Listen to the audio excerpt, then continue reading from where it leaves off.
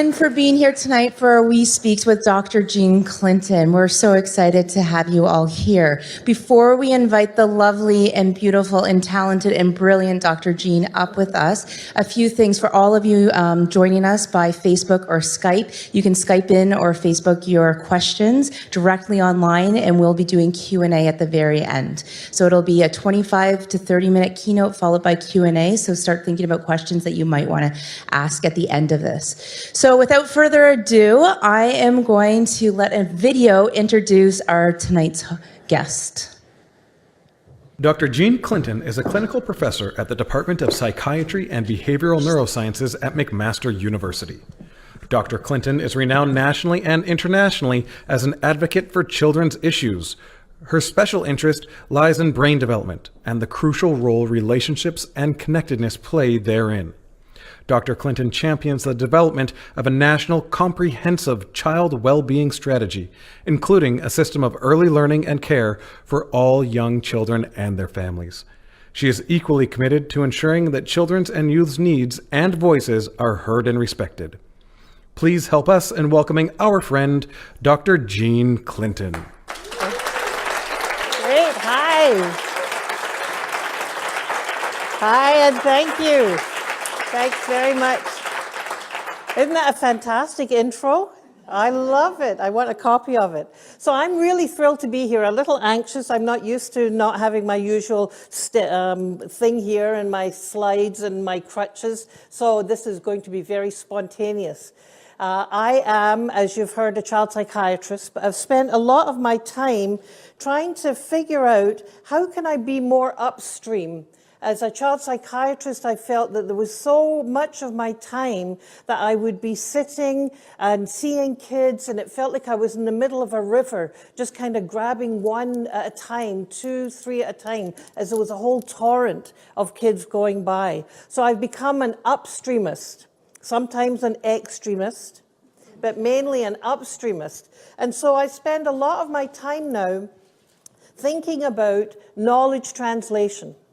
And one of the things that I've come across in the past decade or so is the amazing learning in neuroscience about how the brain develops, how it changes with experience, and how relationships are absolutely the heart of the matter. So I was very excited when I was out in British Columbia at a conference, and I met Carrie and was introduced. You know, here I am speaking at a conference, and Carrie and some of those dudes out there in BC are a little forward. They said, "Well, while we've got you here, will you be part of a video?" So you're happy to see that I'm speaking a little faster than I spoke on that video. I was drugged or something. Oh no, delete that, we're live. So I'm so thrilled to have anything to do with this amazing organization and so interested in learning more about service learning, and with my brain geekiness trying to figure out, well, oh wow, what does that mean in terms of service learning and how the brain develops? So I'm going to speak to you about how the brain of adolescents develops. It is a wondrous thing to behold. As you look at this, you see an adolescent on a bike, on a bungee cord, about to go down. Now, does he know that this is a dangerous activity? Yes or no? He sure does. Does he care about the consequences? Well, maybe a little bit. But what does he care more about? The thrill.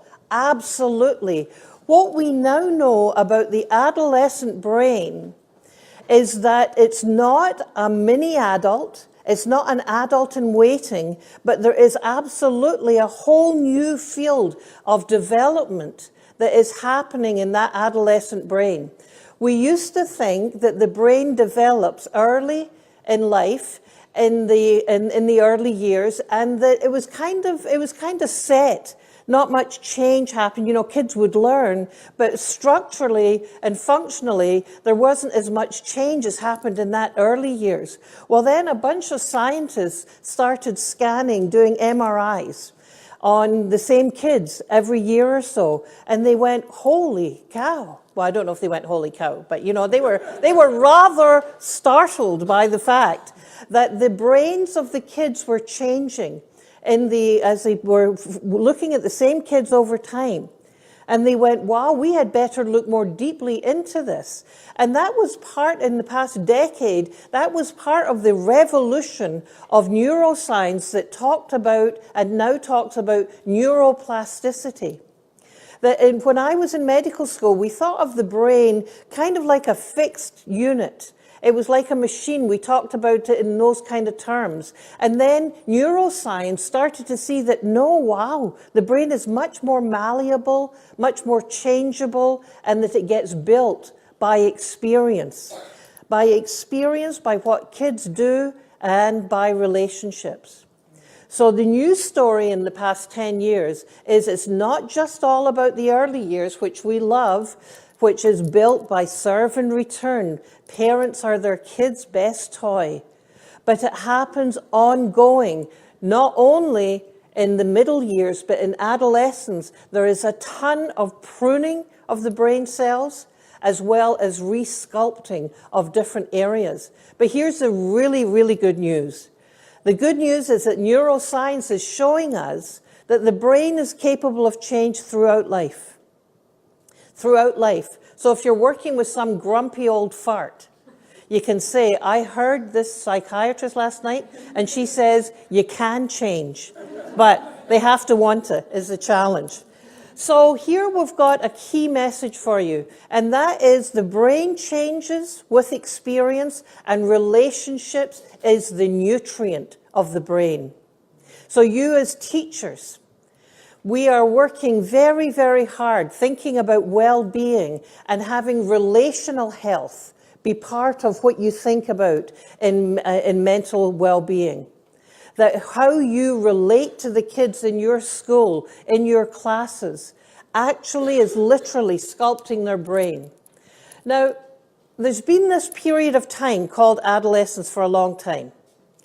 We've got the old guys of Aristotle, who said that there was this period of time between childhood and adulthood where the kids were fickle in their desires, which were as transitory as they are vehement. And then we've got William Shakespeare talking about boiled brains and other things. So what we know biologically, there has been a change there's been a change in behavior observed for millennia.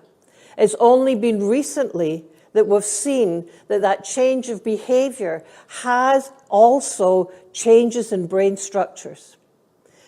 But now you think about Romeo and Juliet. They were 14, 15, 17 years of age. Alexander the Great was only 15. You think about Marie Antoinette, she was only 15 or 16. And you go, well, our 15 and 16-year-olds are not leading empires. Why is it that our adolescents are still so young, still so immature? And what we recognize is there's a very big sociological impact on how we view adolescence and how we grow children into adulthood. And in fact, we have a new stage now called emerging adulthood. It is also known as they've finished their first degree and they're now back in the frickin' basement, right? So technically, it's a time of self-focused exploration. But the point to be made here is that adolescence is a sociological construct. That there are societies now, and there are societies that you young people are able to visit, say in Kenya, where they come into adulthood very, very early. But we in our society have created a period of time where there are many changes happening in the brain, and it is elongated. Now, do we know what's happening in the brains of those Kenyan young people? We don't. There aren't studies going on. But the hypothesis is that there's much more maturation happening, much more fast, more quickly, as they are taking on learning and responsibilities. So here's 3 points that the scientists now are making. That the brain is maturing. And as it matures, it becomes more specialized. So whatever kids are doing, they're busy doing is building and sculpting their brain. I'll show you what I mean by that. And they become more connected, they become more myelinated. But it doesn't all happen at once. Here's the kicker. It doesn't all happen uniformly. The limbic emotional system develops ahead of the executive director. Uh-oh. Now here is a glitch. So the emotional brain, I want it now, I need the thrill, is developing ahead of the, hang on a second, is this a good idea? So the executive director, the frontal lobes, are later to develop. They continue to develop until 25 years of age, sometimes later, particularly in males, and particularly in some males, none to be mentioned this evening.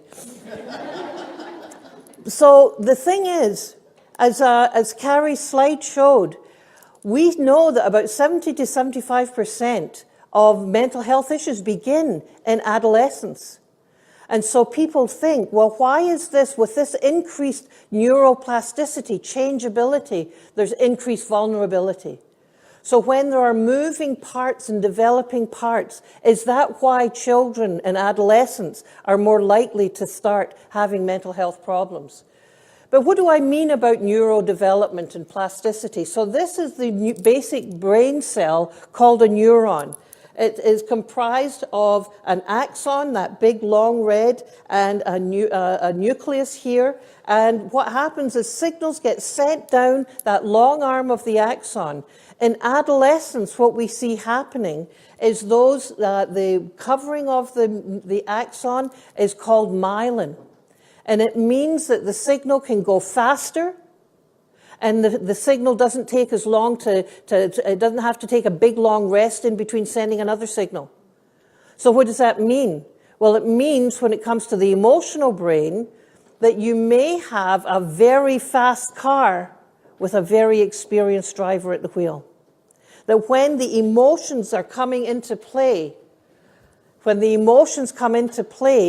we now know that adolescence is a time when it's harder to challenge that emotional response. It's moving along faster. So this is what a neuron does. It transmits neurotransmitters here. And I'm going to be talking in a few minutes about a particular neurotransmitter called dopamine, which is our reward neurotransmitter.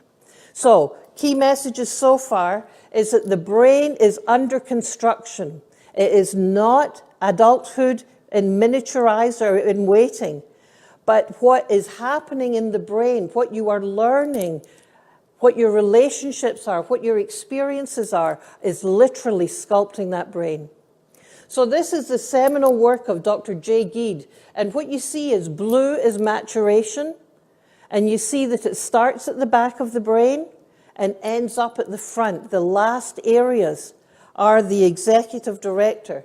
So the key concepts to be thinking about are, if in adolescence the brain is being pruned, so whatever the brain is busy doing is refining those connections, those neurons, those synapses, is being refined and pruned. The ones that get repeated and used over and over again, then along comes myelin, which is like an insulator. I was trying to think of that word earlier. It's an insulator. It's like copper wiring. It lets the signal go faster. So adolescence is a magnificent time for new learning. We, and many of us that I know, are on a campaign to get rid of the concept that adolescence is a time of stress and storm, and rather think about adolescence as a time of phenomenal opportunity. That as that brain is wiring, rewiring, pruning, and myelinating, we have to be creating the conditions where, man, oh man, they're going to have a great time, where they're going to have service learning, engage in wee days, engage in wee schools. If we understand the adolescent brain, we'll be doing what teachers have been saying for a very long time, and that's put education on its head. And say, why can't we create schools where kids are engaged and interested and excited in their learning and spend a whole lot of time developing their social relations, developing their social skills. We are literally wired to be socially connected. We know that if you don't have social connection, if you're isolated, then it wears away at your DNA. The telomeres, the little things that repair the DNA, they get worn down by loneliness. So many of us in my world are really concerned that kids are spending a lot of time with high connectivity on their iPhones and social media, but very little actual connectedness and depth. It's a worry because we are absolutely wired to do that connection. And as you guys, as teachers, know way better than any of us, even though I have 5 children, peer power has a huge impact. Huge impact. But why would kids be pulled towards their peers? Well, there's a wonderful book called Brainstorm by Dan Siegel. And what Dan talks about is, imagine if we had our cave girls and boys and they were just chilling and hanging out, and they just chilled and hung out and chilled and hung out, and they had at puberty and they just chilled and hung out. Well, we wouldn't have had any continuation of the human species. So in fact, what happens is there is a biological drive to get out and be with your peers. It's a biological drive. Now, I love to think I'm an attachment lover of the concept of attachment. What's really important, and this is true for me very much clinically, is kids have this drive to be with their peers so that they can create and recreate and don't even think about all the other stuff, but they still have an attachment to their parents. Just because they are attaching to their peers doesn't mean they have to close that off. There is still hugely important attachment to adults. But you know, the other big thing that's going on in the brain is the dopamine neurotransmitter. You know, when the synapses talk to each other, they send neurotransmitters. The synapses that are really majorly affecting adolescent behavior are the dopamine ones. They are our reward stimuli neurons. And the dopamine, kids want novel experiences. They want exciting, low-effort experiences. Hello, calculus, right? Are we creating environments in school that are going to help? So, as I've said, the limbic system, the emotional system, is developing ahead of the stop, plan, and think executive director prefrontal cortex. So, very interesting research was done by Dr. Debbie Yergel and Todd. She showed kids this face. Now, when we look at this, what do we see? What emotion do we see? Fear. So, on average, adults look at this and they see fear. Kids look at this and they say, she looks angry. She looks ticked off. So she did a series of experiments showing them all these different faces. And the kids saw more anger or hot emotion than cool emotion. So she was going, what does this mean? So she put the kids in the scanner, and what she saw was that kids were reading emotion through their limbic emotional brain. Adults were looking at it through their thinking brain. So in order for us to develop the ability to read the emotions of others, we first have to feel the emotion and then develop the ability to label it. Making sense? What does it mean? It means that they're likely to misinterpret facial expressions of emotion. Why are you yelling, Mum? Are you kidding? I haven't even started yet, right? I remember Vice Principal in Guelph saying to me, you know, that's so odd. I was just walking down the hall this afternoon and a girl came up to me and said, sir, you look so upset. What's wrong? He was just thinking. So they're reading more emotion in our faces than we think that we are communicating. When I teach judges this, I tell them that it doesn't mean that they have to kind of go Botox, you know, but they have to be aware that kids are hyper-aware and hyper-attentive to what's going on in your face. It's why whenever I get a chance to talk to educators, I say sarcasm doesn't have a place with the adolescent brain, because they may think they get it, but there's a part of their brain, the amygdala, that wonders about it. So they're processing and they may react quickly. So the last areas to develop, those of you who have adolescents at home, is the frontal lobe, the organizing, planning, thinking it through, problem solving, impulse inhibition. Does this sound like a bug list of any parent of an adolescent? So what helped me with my 5 kids was recognizing they're not doing it on purpose. They will learn.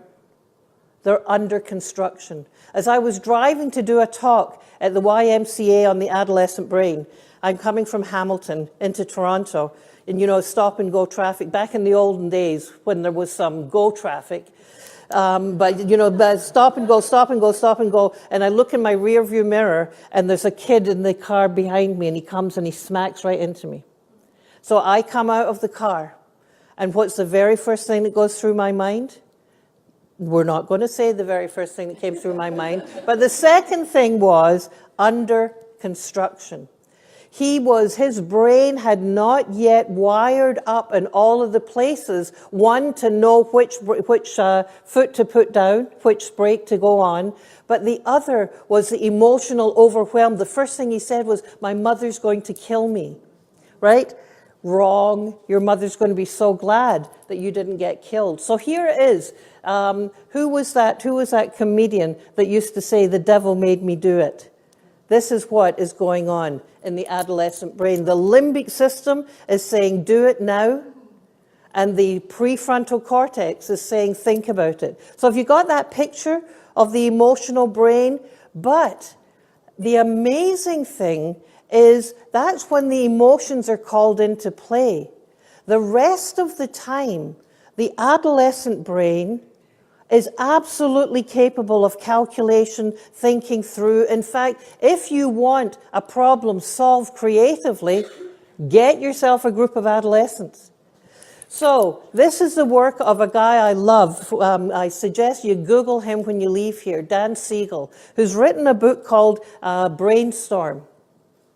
So I've given you the science that's going on behind. He tells us a wonderful thing called essence. He loves acronyms. So he says adolescence is all about emotional spark.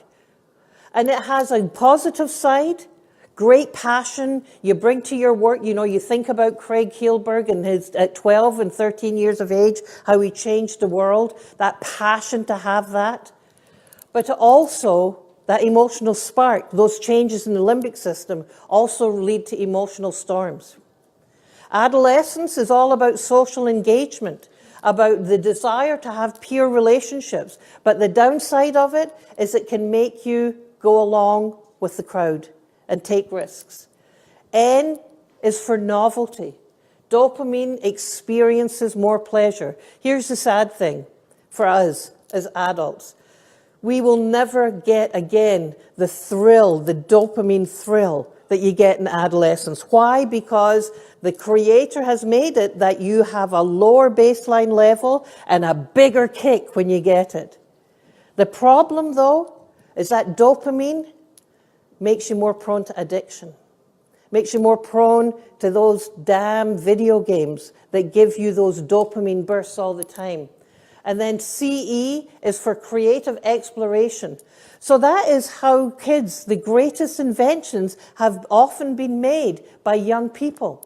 Because they're not limited by, "Oh, well, that's not possible to do." They say, "Well, screw that. I'm going to come up with an idea and follow it through." So they're pushing away from the status quo and they are seeking the thrill of discovery. So a couple of things that we can talk more about on the in the question and answer is sleep. We know now that adolescents need more sleep. They need 9 3/4 hours of sleep, but they don't feel the need to go to sleep until 11 or 12 o'clock at night, right? So sleep is an issue. We have many kids who are sleep deprived. Also, none of these pictures are from my house, just so you know that. Not even this one with the little picture of the paragraph down there. But here we've got a time when kids have got more exposure to much more risky stuff. We know now, and we can, if there's questions about this, we know now that alcohol has a different impact on the adolescent brain than it has on the adult brain. Have you ever wondered, you've read stories of kids being alcohol poisoned, and you wonder, how can you drink so much that you actually get poisoned? Well, it's because the adolescent brain is under construction, and the alcohol doesn't sedate in the same way that it does adult brains. It doesn't sedate, but what it does do is it socially disinhibits earlier.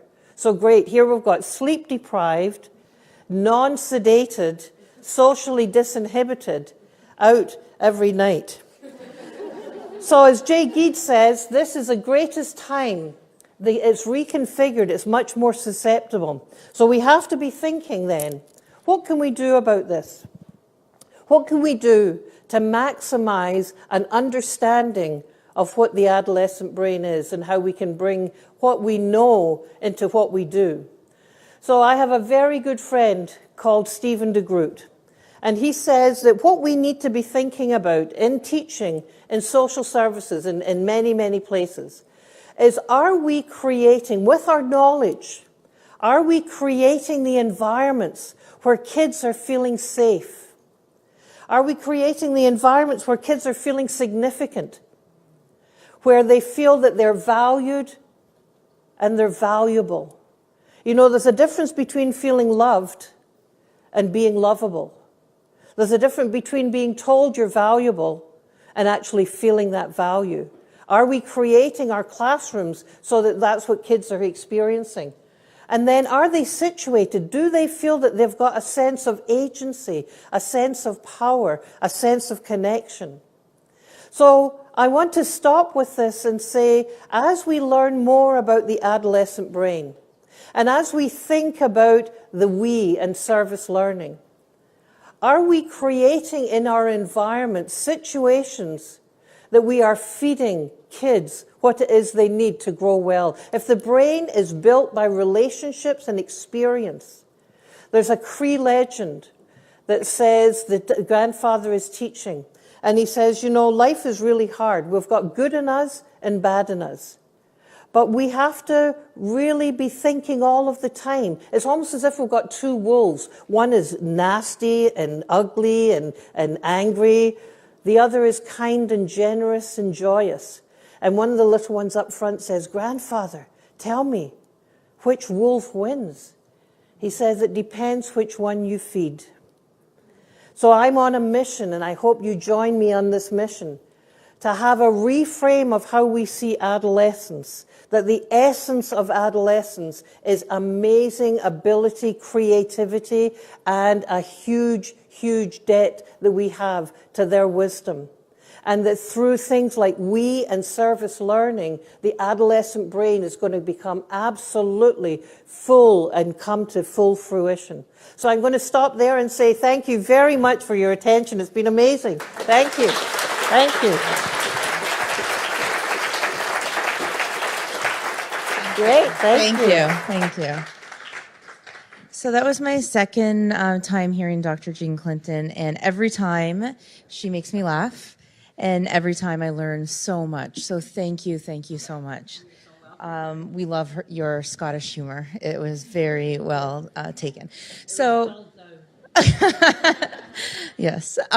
So it's question and answer time. I have a bunch of questions here in my hand that have either come through social media this evening, or if the audience has already written some questions.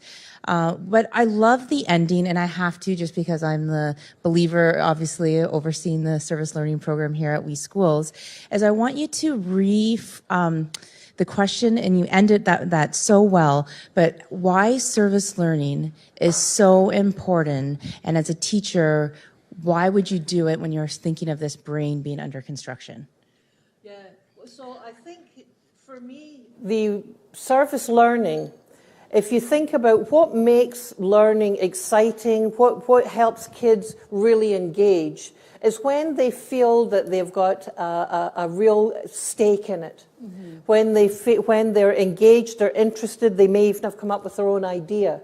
That changes different pathways and activations in the brain, rather than sitting, being stuffed. I describe a lot of education as stuffing the duck. What we know as adults, we're stuffing into them, rather than thinking about education as lighting the flame. So service learning allows kids to light the flame, to become engaged, to focus their attention, which releases dopamine, which increases the ability to make more and more connections. So service learning and brain development, hand in glove. In terms of well-being, service learning, doing good to and with others, feeling that you yourself are safe, situated, significant, which service learning does, absolutely grows those connections in the same way. Wonderful, lighting the flame. We will all remember that as educators. I'll have to remember who first said it. It was somebody like Aristotle. So, excellent. Wish it was me. Okay, so first question here from someone in the audience. What are examples of meaningful ways to promote positive brain development in and outside of the classroom? I think you did just answer one of them by service learning, but can you give us a couple other examples? Yeah, so if we can cue up my slides again, I was thinking about the slide 44 there. The next one. The next one, yeah. So here we are. What we can do, and this is from my good friend Dr. Kathy Short and School Mental Health Assist, now Ontario. Our good friend too. And good friend of we.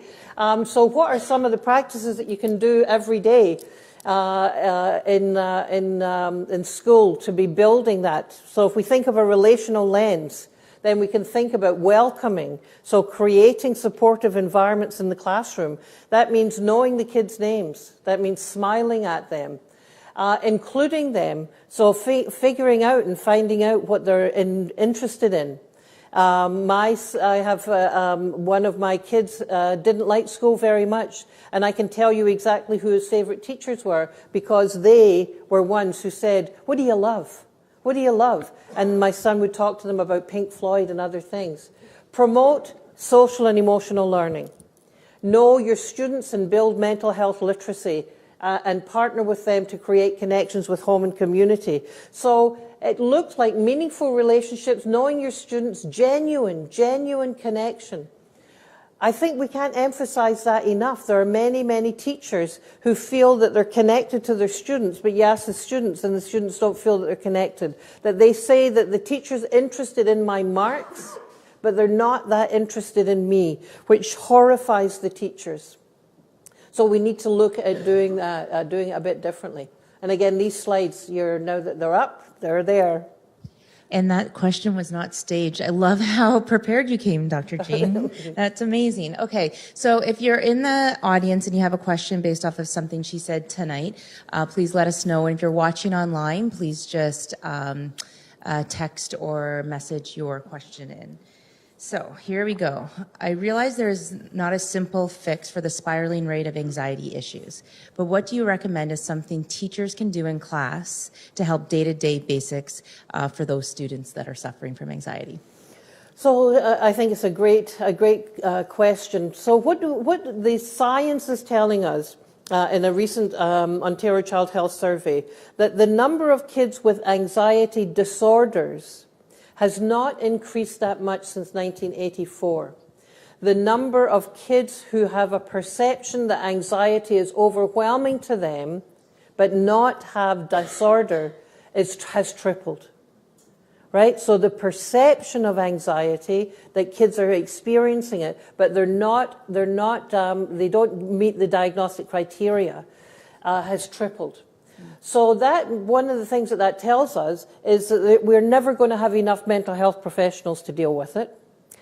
What we know is that kids are having less and less deep relationships and more superficial relationships. So what we need to be focusing on is the development of social and emotional learning.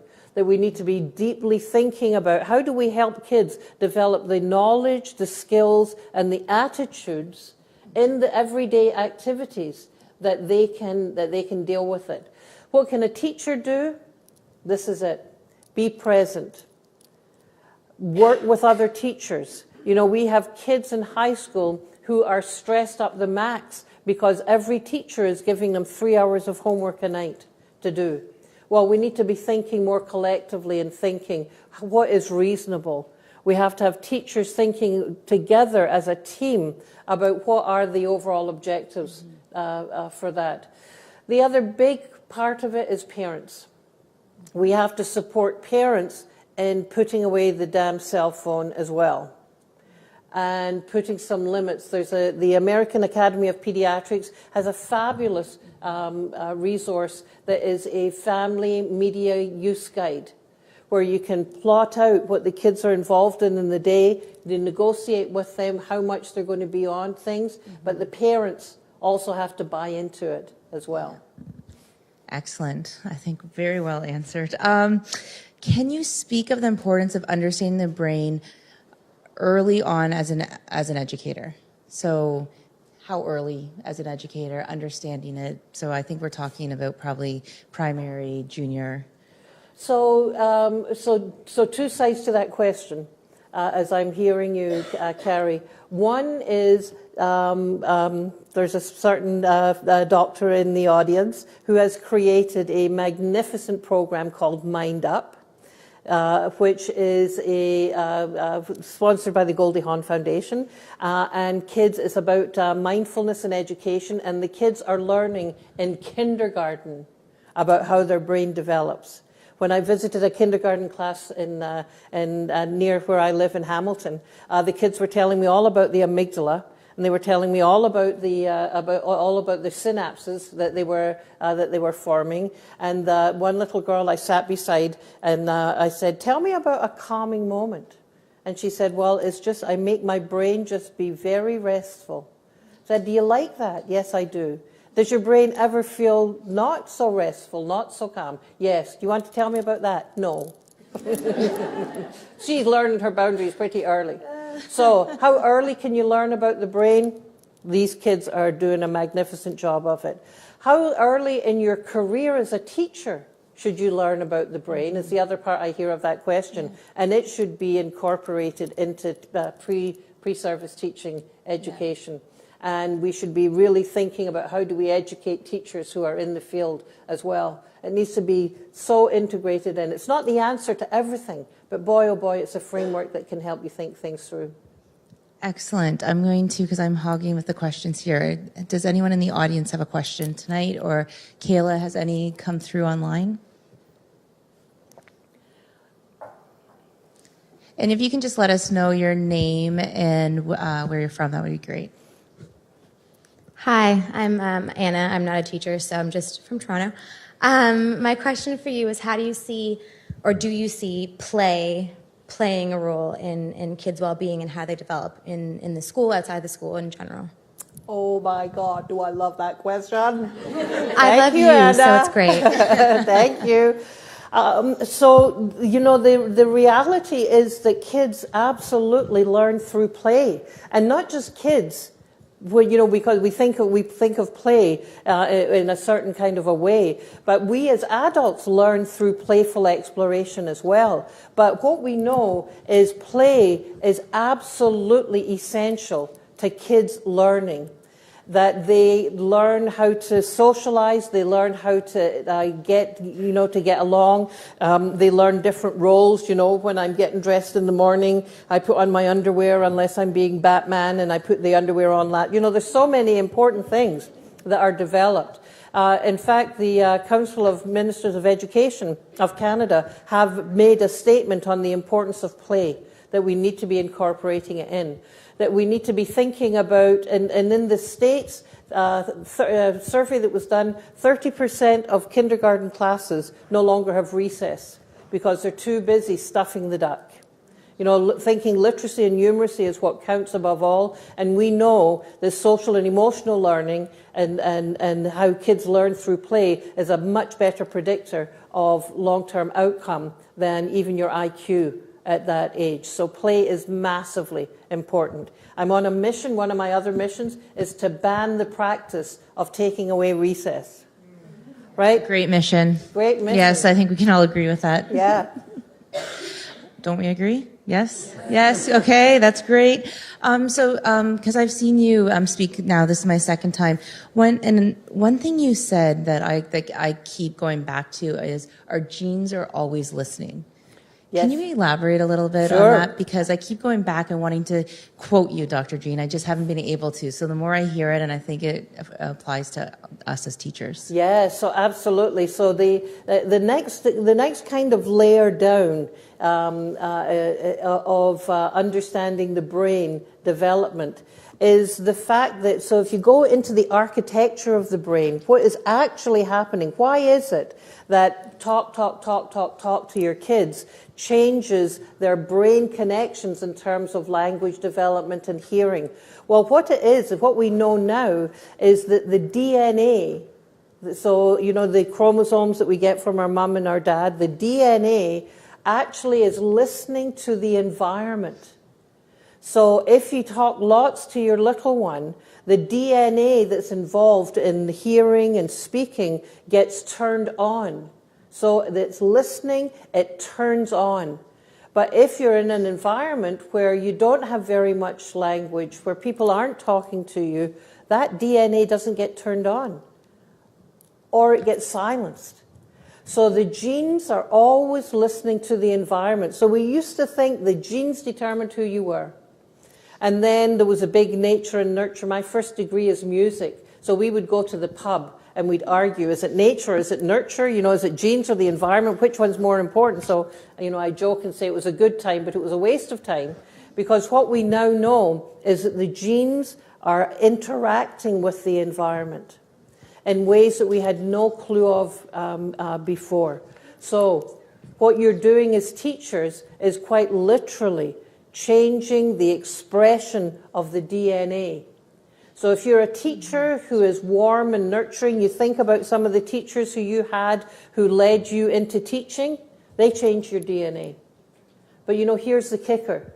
The teachers who were real jerks to you and made you decide that you were going to go into teaching so nobody treated anybody like that again, that changed your DNA too. Babies and kids' brains don't say, oh no, this is a bad experience, I don't want this, my DNA rejects thee, get lost. They don't. It gets built by the experience that's there. Thank you. And I think that to me is so profound, because if you think about the amount of time an educator has with our students every single day and every action, and I love that you said greet your students by name. Such a simple action, but it goes so far. And so some of the when you're talking about promoting mental health or well-being within the classroom is really just the simple things that anyone can really do, because the way you were describing, like the genes are always listening. So we can't control sometimes when the kids go home, but we can control what's in our classroom. We can educate our parents and get them on board. And that's why that's the one thing that when I go out and talk to teachers in professional learning, I do bring up a lot, because I think it's so impactful of the role of a teacher. And we're in a room full of teachers. We know many teachers are watching, so thank you for sharing. Any other question? Oh, an online question. Two from online. Oh, yay. But do you... So, you know, I think that what we always need to be mindful of is how the teacher's DNA is also being altered by the pressures and the stress that they're under as well. That the teacher may say, yeah, well-being is really important, but I have to cover the frickin' curriculum. Mm-hmm. You know, if I don't cover this, you know, the pressure that they're experiencing. So I think the mindfulness that I mentioned in Mind Up, teachers paying attention to their own well-being is absolutely hugely important as well. Excellent. Okay, so this just in from Chicago, Illinois, United States. How can you find ways to foster meaningful social connections when you are dependent on technology? Put the technology away is the easiest answer. But it is very challenging. The technology itself is not the problem. Technology itself is not the problem. And this is true when we look at the early years and we look at middle years. The problem is what the technology is stealing you from. And I think that's the way we need to think about it, is stealing you from the social engagement of being with others, that biology that we have to be connected. So I think it's very challenging to try and there is such a thing as internet addiction. There is such a thing as technology addiction. And so I think people have to recognize what you're allowing to happen, both yourself as a youth and the adults around. Excellent. And just because I will do a plug for We Schools, we actually have a program that we're calling Technology for Social Good. And so it's how to embrace technology in good ways within the classroom and within schools. Because that's the way it should be. Because you can't push it away. No. So how do we embrace it in the right ways? Yeah. So if you want more about that, just let us know. Audience question over there with Jeff. Hi, I'm Greg. I'm a principal in York Region District School Board. My question is about those students who are underperforming, underachieving, or who have experienced great trauma. Any tips besides what you've shared today in how we teach, how we nurture, how we build relationships? Yeah, absolutely. Thanks, Greg. So I think when we're thinking about trauma, we need to be thinking about asking the question, and I know you'll know this, not so much as what's wrong with you as what's happened to you. So kids who have experienced trauma, their brains are activated, their limbic system, so what I've described in the adolescent brain, magnify many, many, many times over. So trauma puts the brain on high alert, looking for danger. It makes sense biologically to do that. What does that mean? It means that those students need much, much more of your relationship. They need you to be connecting with them, to be reaching out to them, to say, I accept you. You find out what they love. Students who are more challenging to engage is the key. I visited a school north of Toronto, and the principal said, you know, we had this bunch of kids who were out smoking marijuana on the hill, and they wouldn't come in. Well, I want to bring them all in. So they were the classically disengaged. They probably had learning difficulties. They may have been involved in child welfare. They had things that were stacked against them. But he was a pretty cool guy. And he said, well, I want them in here. So what did he do? Oh, I wish I could remember the 4 steps of we, because I think they did it. So out he went. He sent a lovely teacher out to talk to them and said, how can we get you back into the school? Investigate and learn. Yes. Learning from the students. There we go. Off they went, investigate and learn. And they said, well, you know, if we kind of had a hip-hop club, we might be interested in coming in.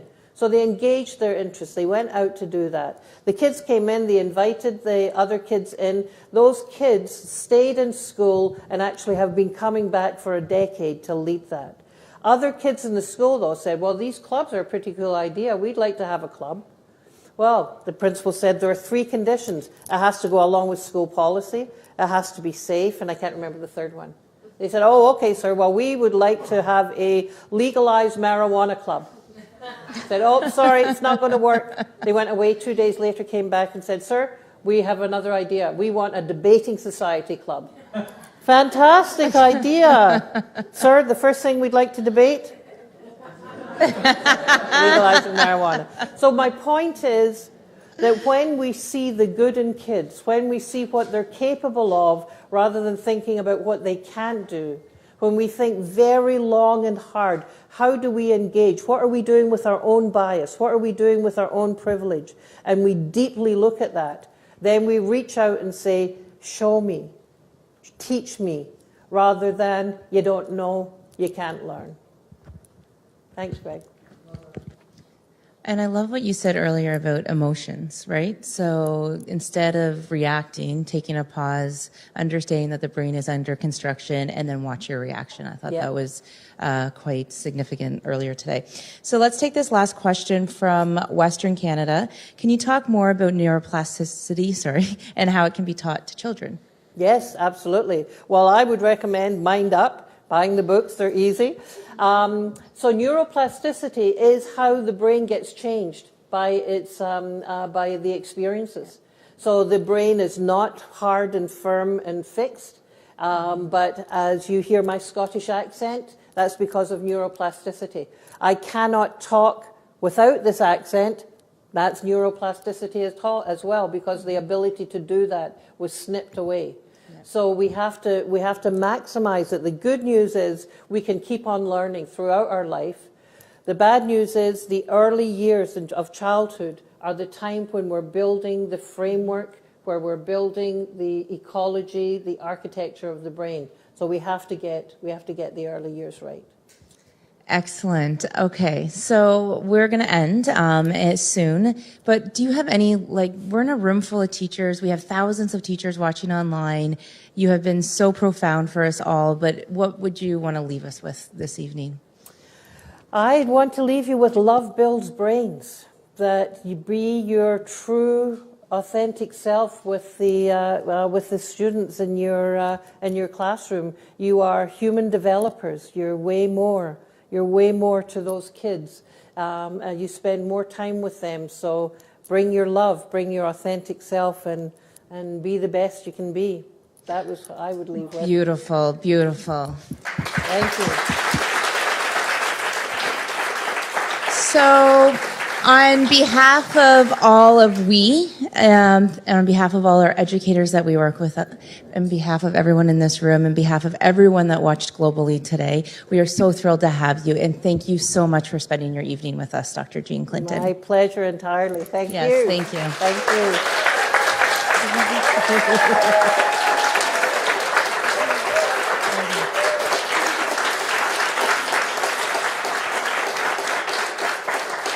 Excellent, thank you. Thank you.